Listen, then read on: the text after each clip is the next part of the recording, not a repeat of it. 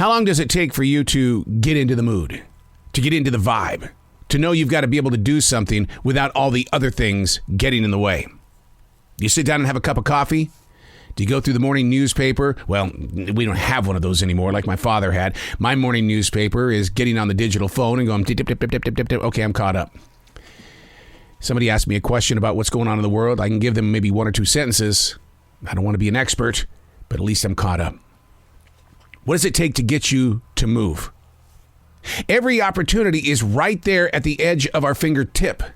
Now the question is, how are we going to put our print on it? Do you have to be in the mood for it? Are you just going through the motions?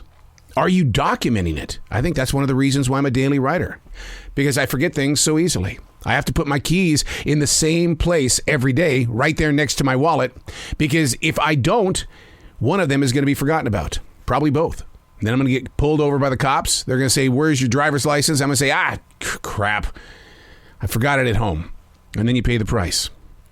What does it take to get you motivated, to move forward? Those are the questions that I want you to ask yourself. Not to get pissed off at yourself, not to sit there and doubt yourself, but just to ask yourself, what does it take to get you to move? Hey, it's Arrow. This is The Choice. This is what I was writing while the sun was waking up on a brilliant new day. Today we're reading from January 13th, Friday the 13th, 2023. Please, Lord Jesus, let this be a day of gratefulness and a day of greater victory and not what that day actually represents. What poisons the mind most? I think I just planted a seed just a couple of seconds ago. I wanted a day of gratefulness and victory, and then I had to come in there and interrupt it with, well, this is Friday the 13th. It's probably going to play out that way instead. That's how we poison our minds.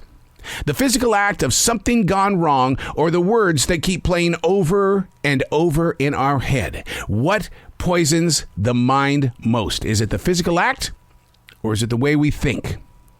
I'm extremely guilty of thinking way too much. The imagination has a weakness, a way of getting bogged down in the writing history that I put on a page.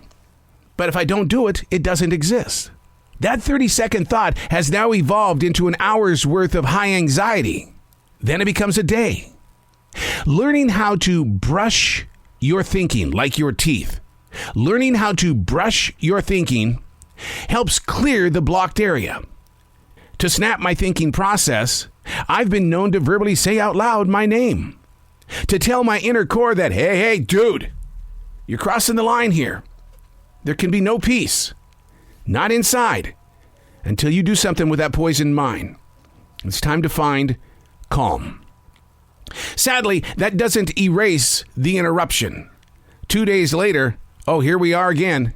We're still thinking about that collision of personalities.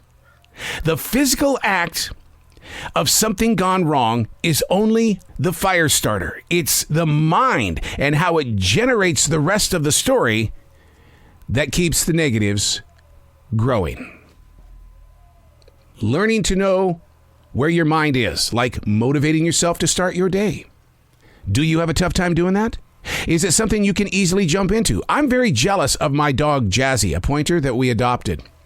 And the reason why is because when it's time to wake up in the morning, boom, she's up, she's moving, she's ready to rock. And I'm going, hold on. You got to give me a second to clear the cobwebs out of my head. I was just in a dream that I didn't agree with. And come on, let's slow things down a bit. No, she won't have it. She's ready to go right now. In fact, she's got to the point now, she knows at what time that we take our walks through the forest. And about 10, 15 minutes before that time of going out there into the forest, she's already grabbed my shoes and she has put it over by the sofa. I love it. I love that she's got that ambition.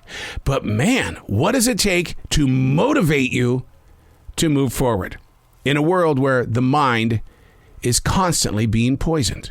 But is it the physical act of something gone wrong, or the words that keep playing over and over in our head? I've had to learn how to retrain myself in the way that I daily write. Oh, you could read the old stuff from 1994 up to about 2015.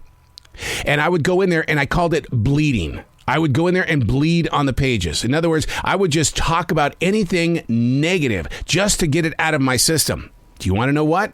didn't work so well, because what it did was it really brought more energy to my negative, because now it was sitting right there in front of me.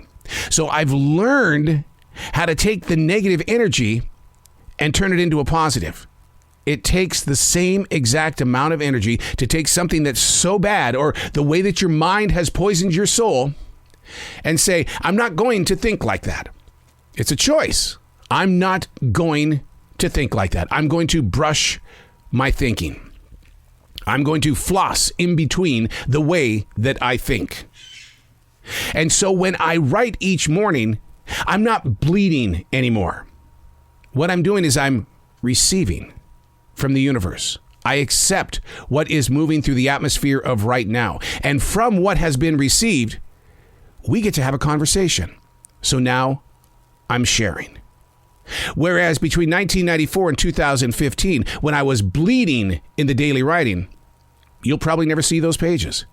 Because to this day, all of those years later, it's still very negative. What poisons the mind most? The physical act of something gone wrong, or the words that keep playing over and over in our head? I'm Arrow, and that's what I was writing while the sun was waking up on a brilliant new day.